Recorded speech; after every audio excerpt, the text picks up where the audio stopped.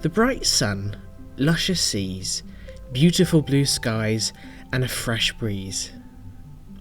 To sum it all up in a word, summertime.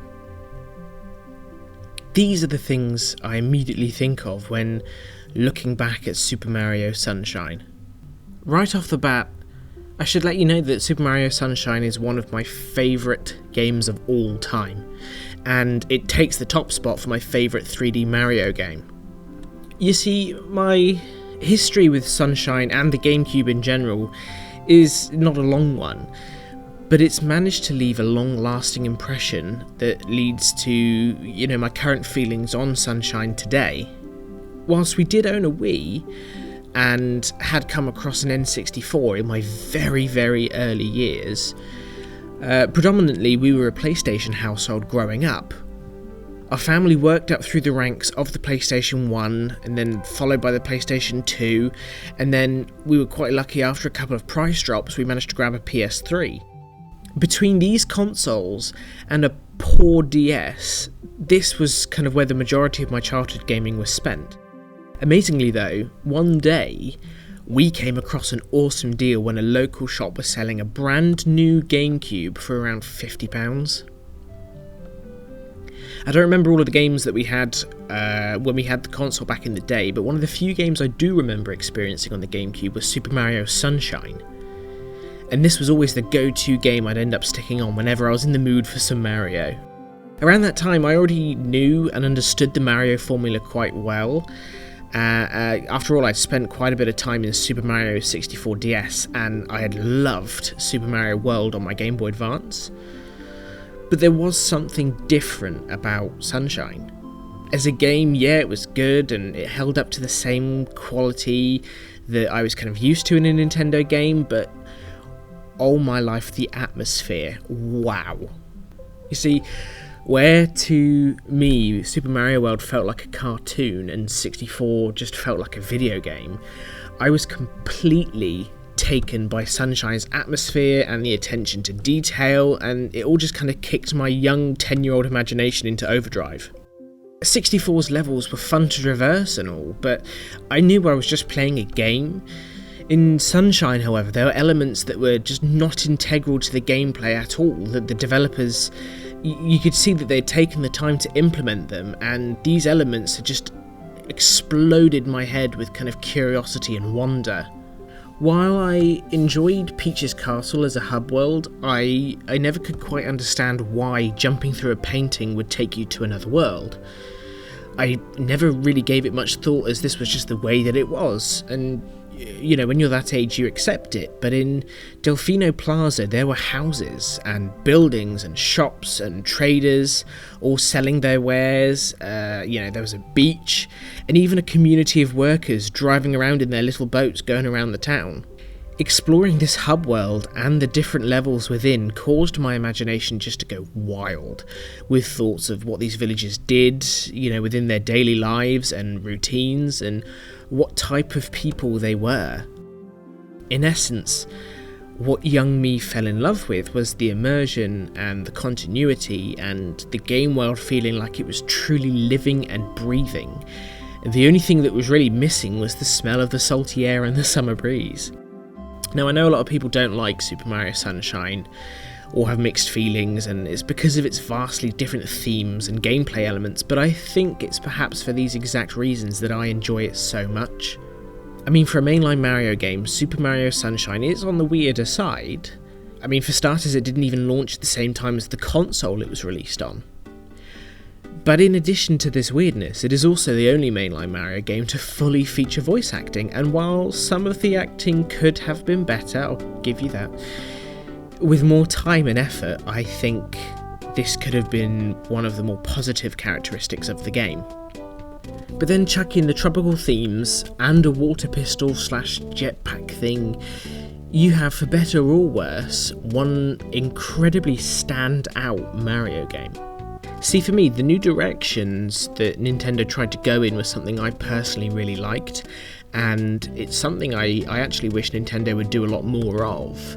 But this has obviously not pleased everybody, and so right now I invite you just to sit back, relax, and enjoy listening to this retrospective, where we're going to go through all of Super Mario Sunshine, what it accomplishes, what it struggled with, and we're going to honestly critique this kind of innovative and different style on what a Mario game could be. So with a somewhat more cinematic style, the game begins with Mario, Peach and company all heading out for a well-deserved summer getaway. Landing at the airstrip, it's immediately clear that nothing was going to be normal on this trip, and you're immediately greeted by trouble. After getting acquainted with the controls and meeting Flood, Mario is promptly arrested on suspicion of looking similar to the real perpetrator. This is all despite several witnesses seeing Mario only just arrive, the fact that there was probably paperwork proving that Mario hadn't been on the island before, and the fact that there was only one witness sketch that was given as evidence, with absolutely no defence being asked for before coming up with their guilty verdict. It means that Super Mario Sunshine's whole premise is that you must clean up the graffiti that some master criminal has inflicted upon the beautiful sandy streets of Al Delfino, all whilst trying to rescue the princess again, and defeat the perpetrator who's actually causing all of this havoc in the first place. Just a really quick side note, I do find it quite funny that the police will get straight on Mario for kind of causing all this mess and making him clean it up, but they're not going to do anything about the fact the princess was, in front of witnesses, carried around and kidnapped by this other Mario. So with all that in mind, while I do think this particular plot point is completely ridiculous, every time I sit down and start a new save, I just end up laughing. The cutscene being so ridiculous and laughable means that you aren't too surprised eventually when you find out that despite Al Delfino being in trouble in the wake of its Shine sprites disappearing, many of the Piantas hold on to the various collectibles that you need to return the island back to its former glory. And whilst you can't really knock Sunshine for doing this, as most games do use the same technique for its progression and collectibles, it does seem a little bit silly when the very people upset about the shines being missing are in fact the ones holding on to the shines. I mean, did anyone else find it a little bit twisted that whilst the island is cowering under the veil of darkness, this bear-looking thing is holding on to 24 individual shines? It couldn't have maybe handed them over? No? Okay. With all that being said though, none of this detracts from how much I adore this game, and while it does make me laugh, there is so much extra content and details within the game that for me more than make up for the sizable plot holes. You see, I already talked about the little details, like the fact that the plaza feels alive and it's somebody's home, or the various members of public going about their day, and all the little secrets that there are to be found hidden within this town. But one of the more impressive details brought forward, thanks to the GameCube's increased power and the consistent theme throughout all the levels, is that you can see the other stages that you'd eventually get to visit from Delfino Plaza. I mean, for example, from this pier you get to see not only Rico Harbour, but also the corner of Bianco Hills and Pina Park.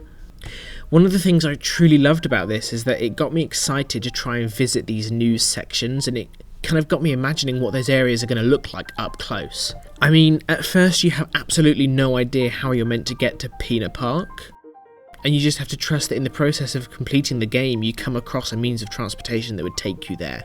What I really liked about this system, and what I think was done really successfully, was the fact that, you know, you had that curiosity. It teased you with what was out there, what was in the world for you to eventually explore, and by kind of withholding that from you, it made you want it even more. It showed you what else you still had to complete and what areas were unexplored, and eventually, as you go through completing all the levels, you eventually filled in your map with each new area that you visited. Personally, this approach to the hub world and the level transport was something I gelled with an awful lot better than Super Mario 64, and I know that might not be the most common opinion held by us gamers. I still stand by my belief that it much easier explained to a young kid where we were going, why we are going there, and kind of what you've got to expect once you get there. Instead of being in a castle and then with no explanation, a painting takes you randomly to a sandy level with a pyramid, you end up on a tropical island and you head over to lots of different areas that share the same cohesive theme. And while some people don't like it, I know, I find that the game's consistency provides a brilliant blend of sunny holiday vibes without being repetitive or boring like some of the levels in Super Mario 64 that share the same theme. Enough about themes, however. Jumping into the first proper level, you find Bianco Hills. It's a lovely little village nestled in the hills above Rico Harbour. It's populated by little cottages, windmills, and it's a lovely little picturesque little village that prepares the player for what lays ahead, and much like Bob-omb Battlefield, its design incorporates many different geometry features, and it's designed to give the player a practice space to safely attempt different platforming techniques whilst under mission critical scenarios. One improvement over 64 is that the levels are much larger in scale and contain a few different areas in which the objectives can choose to take place. For example, one shine has you traipsing over to this bridge that kind of winds up to the windmill, and here you end up fighting the same boss that you've done a few times, so you know roughly what it is you're up against. Shine 2, however, has you coming over to the same direction to fight P.T. Piranha, who's inside that windmill, so you kind of know roughly where you're going. But getting into Shine 4, on the other hand, it takes you into this village that you would have passed to collect the previous 3 shines, and it gives you an entirely new area for you to explore. Giving us this extra space and diversifying what types of areas you get to visit throughout the game, it allowed Super Mario Sunshine to feel a lot larger in scope than I think it really was, and it allowed you to scale up landmarks on one side of the stage that you'd get all close and personal with after a couple of shines, but then you'd be on the other side of the stage with a completely different shine to get, doing something completely different. What this means is that while you have less worlds to explore in Sunshine compared to 64, you will still have lots of different areas to explore, and it's not something that you're going to get tired of too easily. One of the things I love about Sunshine's various different stages is that it feels like, for the most part, that the objectives for each stage coincides perfectly with the course's location and theme. For example, fighting P.T. Piranha in Bianco Hills works well where you'd have loads of space to run around, but in a stage like Rico Harbour, where a majority of the stage is water, this type of boss fight is going to be less than ideal. But not only that, the enemies, objectives and bosses all fit within that specific area's theme. And by theme, I don't mean the kind of overarching theme of a tropical paradise, but within Isle Delfino you gain access to multiple different locales, including a hill village with Bianco Hills, a kind of rough and ready seaport harbour, kind of surrounded by water and boats and shipping equipment. And then you have Pina Park and the amazing rides that you get to see dotted around the stage. Gelato Beach is a wonderfully chilled and relaxing wide open beach with big palm trees and a tropical fruit shack and beautiful coral reefs. Even giant watermelons are in this stage. Serena Beach is quite cool as it takes place for the most part within a haunted hotel, which instantly reminded me of the old school Boo mansions that you get in the older games. Noki Bay is perhaps one of my favourite locations though, as there's so many different things to do. There's the vast amount of water and platforming challenges that you have to climb up to get to the top of the level. The toxic water that becomes clean once you clean out the eel's mouth. And there's the cool secrets lurking behind these walls that make Noki Bay really just interesting. And finally, we have Pianta Village. Stuck right in the middle of Isle Delfino, Pianta Village has everything. It's got bottomless pits, lava-filled stages, multiple giant trees, and a plethora of secrets and challenges to be found. Each of these locations brings something new to the table while tying in perfectly with the other stages, and the missions taking place within each of them seem to play to each of the level's challenges and strengths. Rico Harbour, for example, has you using the rocket nozzle to jump to these platforms in one mission, but has you attacking a giant blooper that was stuck inside a shipping container in another. And then after that, you're skating around in the water trying to collect 8 red coins, Peanut Park, on the other hand, uses the park ride so cleverly in its stage design. I mean, the first stage has you chasing Shadow Mario into the park, but before you can actually catch him, Mecha Bowser appears, and you have to commandeer one of the roller coaster cars to shoot rockets at this giant version of Bowser. Or in another stage, you take heavy fire as this mole thing starts shooting bullet bills and bob-ombs at you. Gelato Beach has the Doombud secrets, the Wiggler that you're able to fight thanks to the wide open spaces, the mirrors that you have to point at the Wiggler to get him down in the first place, and even the sprint races that you get to have with Il Piantissimo. And then you have Serena Beach. I mean, one of these levels has the manta rays scooting around the floor that Mario needs to spray in order to get rid of them all, only to then see them split in half, and then in half again, and in half again, and again and again, until there's a dizzying amount of manta rays on the floor flying around waiting to electrocute you the moment that you touch one. Or the Haunted Hotel, which is more akin to a maze than a hotel, as there's never really a direct path anywhere for any shine. You always end up having to look for a secret path to try and enter all the different rooms as you complete the various objectives. And then there's the fact that there's an entire casino hidden in the back room guarded by one of the staff. I mean, with the casino being present in this game, it did surprise me, quite a bit, as with Mario games being, if not aimed at, then certainly suitable for children, I find it quite bizarre how Nintendo agreed to include a gambling establishment for players to run around and explore. And then after Serena Beach, you've got Noki Bay, which is a small water-filled area. It's got you jumping up and down the stage, attacking another little mole thing that's caught the waterfall, and this is meant to provide the bay with fresh, clean water. And then after that, you're kind of diving below the depths to clean the dirty teeth of a giant eel that's polluting the bay. And then finally, Pianta Village, you've got the Chain Chomps, Il Piantissimo, the bottomless pits, the giant trees. There's so much to do, and there's no water-based enemies here. Instead, you have to throw boiling hot chain chomps into a bowl of water to cool them down, or rescue villagers from a fiery inferno, or avoid falling to your death as you jump on these giant mushrooms. I know I've just kind of reeled everything off really quickly, but what I'm trying to say is that Super Mario Sunshine has so many new and cool level ideas and objectives that you can definitely see the heritage and the DNA bleeding through from Super Mario 64. Like the fact that both of them include boot out systems, and they both got 120 star limits, and they both follow the same linear structure, but it also isn't held back by what 64 accomplished, and you can clearly see that the developers weren't trying to make Super Mario 64 2, or Mario 128, whatever you want to call it. Sunshine essentially pushed the boat out and tried something new, and despite what people's kind of general thoughts may be on these locations, or FLUDD, I think it's largely succeeded in being its own entity. With all that praise though, it doesn't mean that Sunshine has got everything right. You see, my views are biased, and, I am willing to look past certain things in my playthroughs, as I have so much nostalgia for this game, but I am going to put down the rose-tinted glasses and just look at this game for really, what it is. You see, Mario Sunshine is not perfect. I don't think it ever was, and I know this is a fact because I never completed this when I was younger. And that's a shame, because everything I needed to make me push through and finish it was there.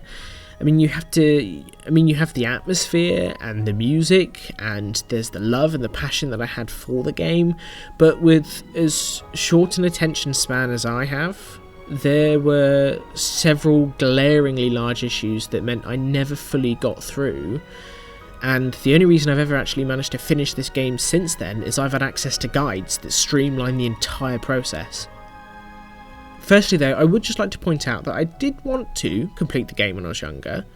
I had wanted to get every shine and figure out how to get all the hidden shines in Delfino Plaza and unlock all the nozzle attachments and get all of those blue coins, but unlike the controls that stopped me from getting any further in 64DS, what mainly stopped me from getting further in this game was its repetitiveness. You see, while Super Mario Sunshine did fix some of its repetition from its predecessor, unfortunately it fell victim to being repetitive in different ways. While I talked earlier about the mission theming and the game doing it quite well, it it doesn't take long to realise that the fresh ideas aren't as plentiful as one would hope for. I mean, for starters, there's 7 stages within the world, and within those 7 stages there are 11 shine sprites to get within each stage. But then out of those 11 shine sprites, one is always your 100 coin shine, and at least one, but usually 2, are the traditional Mario platforming levels, and then you'll have your standard 8 red coin missions too. Oh, and sometimes you'll have to redo the traditional platforming levels because they're 8 coin stages as well. Oh, and while I'm at it, those traditional Mario platforming levels usually have to go back and redo them again because they themselves are 8 red coin missions. And, you know, while I understand their inclusion, and maybe I could even go as far as saying I like them in some cases, it doesn't change the fact that to me it completely kills the pacing. It just completely stops it dead in its tracks. You know, I always kind of got a nice little vibe going as I was, you know, rolling through the missions, figuring out where I had to go and what I had to do and how to complete this, that and the other. But then you're just stopped dead in your tracks as you realise you've got to complete this next platforming section without FLUDD. I very quickly began to hate these levels when I was younger, as every time I got up to speed with FLUDD and his movement controls, I was then forced to completely change the way I moved and interacted with the environment because I knew all of a sudden there was no room for mistakes. I learned very quickly that FLUDD ends up mostly just being a crutch for you to lean on, a way to explore these levels in a much faster way. You know, instead of jumping down off one building to try and climb up another, I could just hover over to the next rooftop, and that saved loads of time. Or jumping to a ledge that you don't know how far it is, well, that's no problem, because you can always hover back if you think you're not going to make it.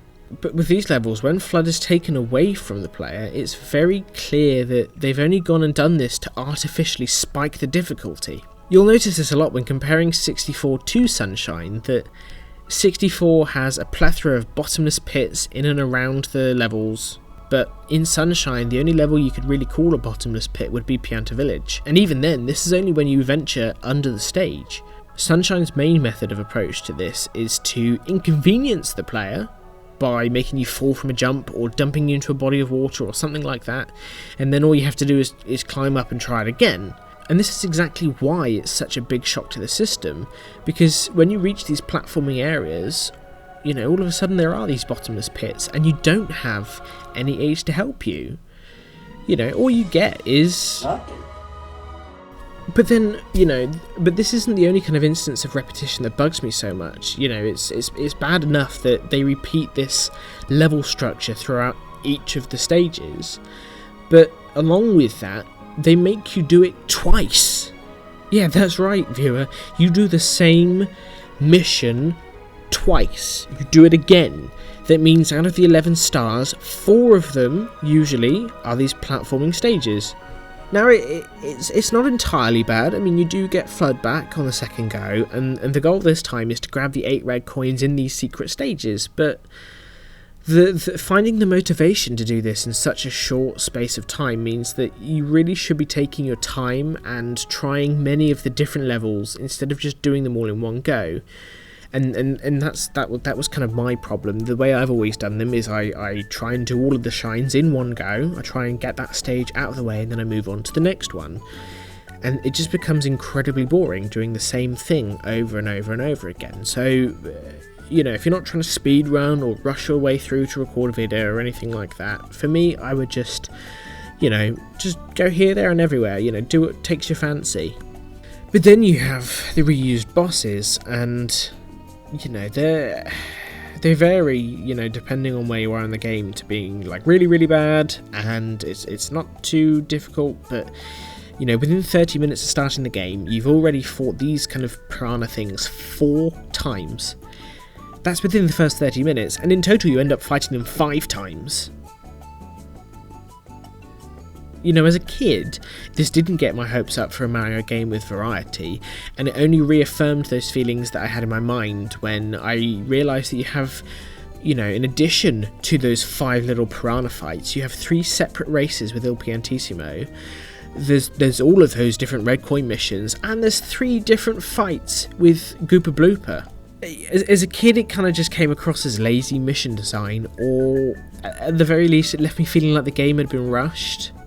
And that feeling is valid, as, according to Miyamoto, taking away the time that it took Nintendo to develop the game engine that would power Sunshine and the Wind Waker and lots of subsequent GameCube and Wii games, development for Sunshine lasted around in total 18 months. With the game kind of switching focus and choosing to follow the same linear path that 64 did, somewhere around a year before it ended up being released. You see, initially the scope for Sunshine was much larger than the game we see today. In an interview with Retro Gamer magazine, co-director Yoshiaki Koizumi stated that originally they explored the idea of a disaster recovery kind of mission game. In early prototypes, the player wasn't searching out for shine sprites, but it was rather a story set on an island that was being polluted by enemies. And the idea was that you'd wash away the pollution with FLUDD, and you'd use it to defeat the boss enemy, which would have been the source of the pollution. You can kind of get a sense for this story when looking at the plethora of unused files in the Japanese version of the game. You know, all of this seems to coincide with the initial reveal trailer shown at Space World 2001. In it, Mario is seen traversing a very early version of Delfino Plaza, and we can already see some of the unused objects here. For example, these soul coins, as they were known, form an integral part of how the structure of the game used to be before it was changed into a kind of linear action platformer. Initially, what the player would have done is they would have spent their soul coins on little travel stamps that would allow them to board the train. That's right, initially you would have taken a train to various missions that you'd be completing, but that's not all. You see, the mission structure was going to be vastly different, with unused lines of text in the Japanese version referencing the various different missions that you could undertake, like borrowing a turbo nozzle from a student in a nearby school, or rescuing a tourist's missing daughter, because, oh yeah, initially there were humans on this island. I mean, eventually they were cut, as kind of Miyamoto thought they looked a bit weird having humans in Mario's world. Mario Odyssey might have something to say about that, but hey-ho. All of this would have been supporting missions, however, to the main overall objective of the game, which was trying to raise Delfino's tourism rating up to 5 stars as you helped them recover from the disaster. You even get to see a scrap train station list, which mentions several of the cut levels that Super Mario Sunshine was meant to include. And it just goes to show that clearly there wasn't enough time to implement all of these different levels, despite how bad they may have wanted to. You can even see many of these levels still listed within the game on Sunshine's debug menu. However, attempting to load them just restarts the game, as there's nothing left to load anymore. In summary, what this means is that within an incredibly short amount of time, the developers had to completely rework and redesign many large chunks of the game, including reworking their existing shines to fit the new narrative of, updated Sunshine's mission structure. They also had to come up with new shines to take the place of levels that wouldn't have worked at all, as well as trying to decide how much they realistically could have got done before the game needed to release. You see, as unfortunate as this was, it seems that Nintendo was pressuring the team to rush Sunshine as quickly as possible, as the Nintendo GameCube was floundering behind both of its competitors, especially the mighty PS2. I mean, it is really just an awful shame, especially when you look at everything that was planned for this game, which you can do for yourself on the cutting room floor. I'll leave a link in the description down below for you.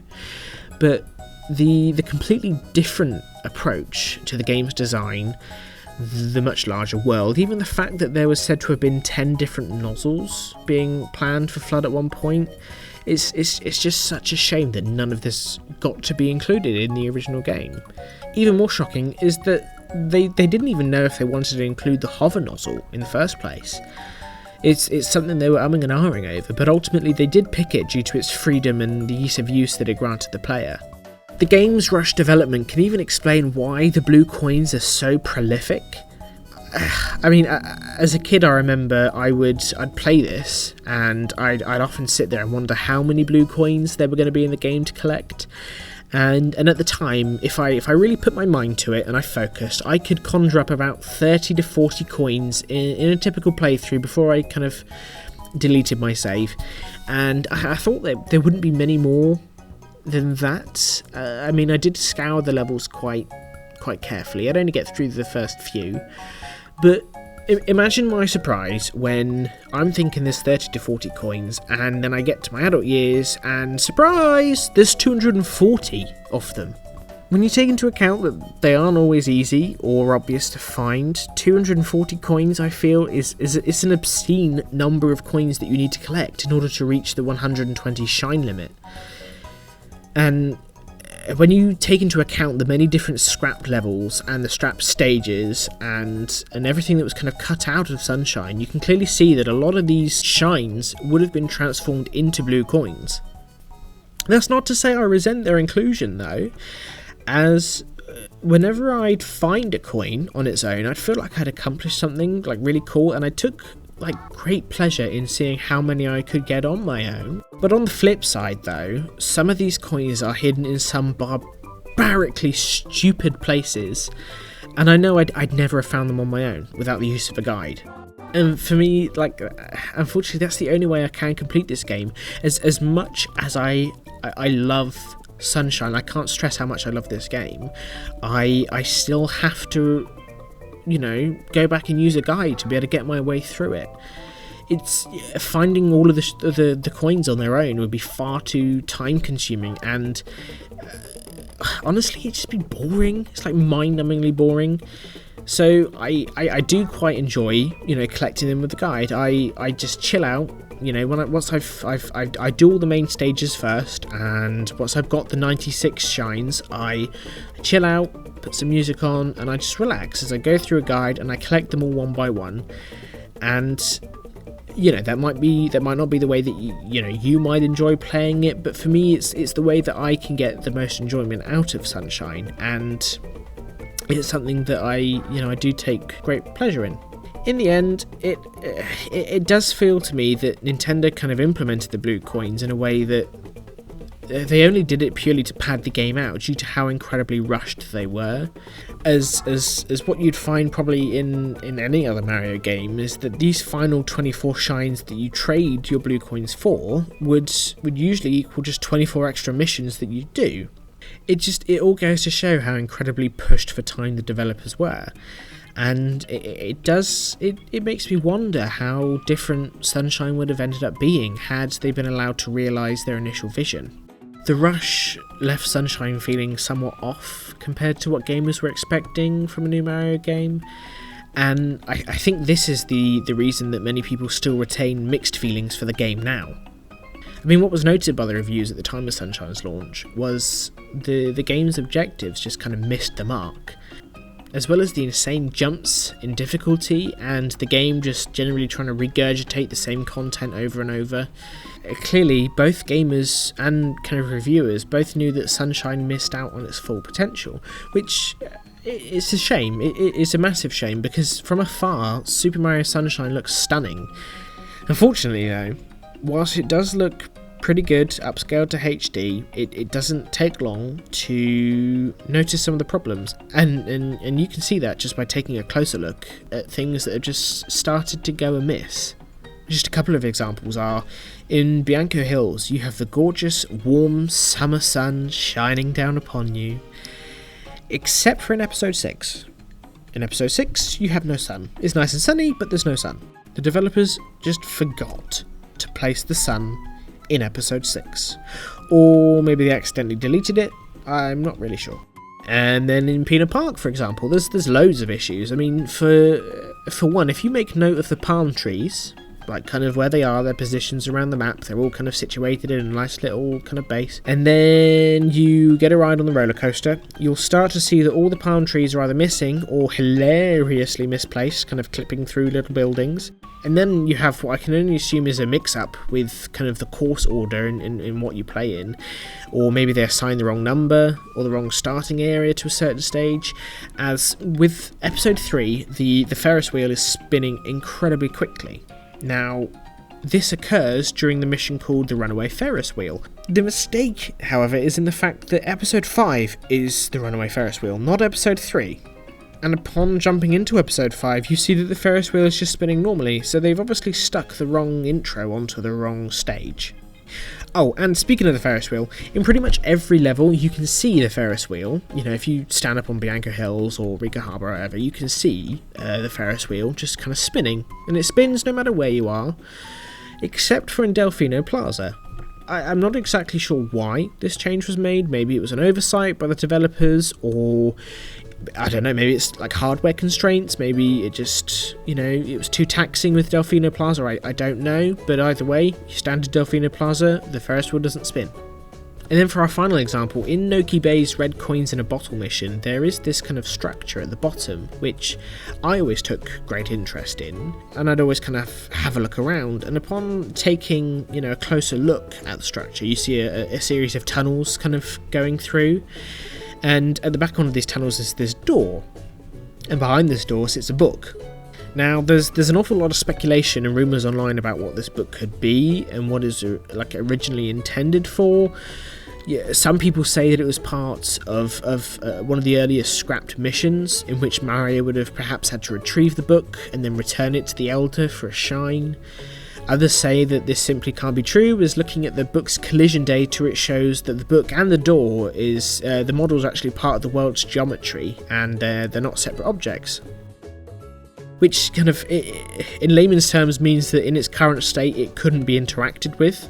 That's not to say that it didn't have anything to do with an unused shine, but unfortunately, as is the way with most things like this, we'll never know. This and so many other kind of oversights and glitches and cut content, it's all on the cutting room floor, so if you do want to take a look for yourself, then head on over there. Like I said, I'll leave a link in the description and you can kind of have a look at all this stuff for yourself.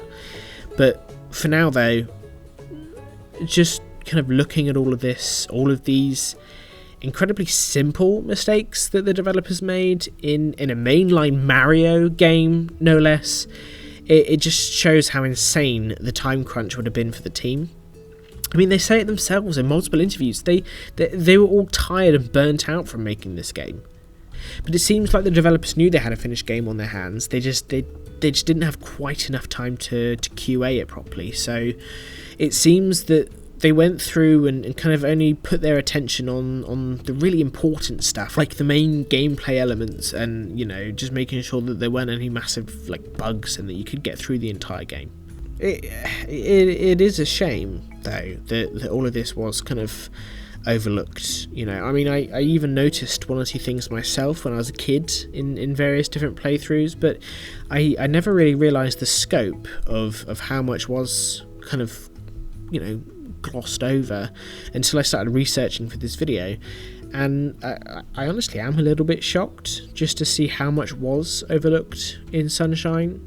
But again, these are all minor little gripes, you know, they don't detract from, you know, the playability of the game or the enjoyment of the game, or, you know, how you complete the game or anything like that. So, you know, despite, you know, all of this and all that we've talked about, I'm glad to say that this isn't what I hear, you know, most people talking about these days. When you come up to Super Mario Sunshine, people adore the game. They adore the tight controls, the interesting gameplay, the beautiful locations, and the somewhat funny and laughable voice acting, and just the general GameCubiness that flows out of Super Mario Sunshine. Sunshine has its flaws. I mean, what game doesn't? But the genuine enjoyment that I get just from booting up the game and visiting some of these beautiful vistas is enough to make me look past all of these flaws. And in fact, it's nice to know that these flaws are there, as for me it gives Sunshine its character. The game is what it is, and that's okay. It didn't promise the world, but for what it did give us, it was more than enough to keep myself and many other gamers around the world happy. And while some others aren't really able to get past the repetitive gameplay or the difficulty spikes, or just people who don't like the fact that Mario carries a jetpack with him at all times, I, for one, love what Super Mario Sunshine got right. The atmosphere, the experimentation, the music, despite everything that is wrong with it, it all just blends everything together so beautifully that now that I've been able to complete a few different playthroughs, I know it's a game I'm going to play annually. Every year when spring is coming, about this time actually, and you know I'm kind of ready for summer to be here, I'm fed up with it being cold, Super Mario Sunshine is going to be popped into my GameCube so I can take another relaxing trip down to Isle Delfino. So with that, we end the second video now on my channel, the retrospective on Super Mario Sunshine. I really hope you enjoyed the video. If there's anything I can do to improve, just let me know in the comments, or kind of any suggestions you've got on what games you'd like me to do in the future. Again, please let me know. I'm still quite new to this, so you know, getting into the swing of things, getting comfortable, getting better at talking on the microphone. It's all kind of a learning process, so please bear with me. And yeah, thank you guys so much for watching. If you made it this far, leave a little comment that says potatoes, and I'll heart your comment. Thank you guys so much for watching, and I'll see you in the next one. Bye.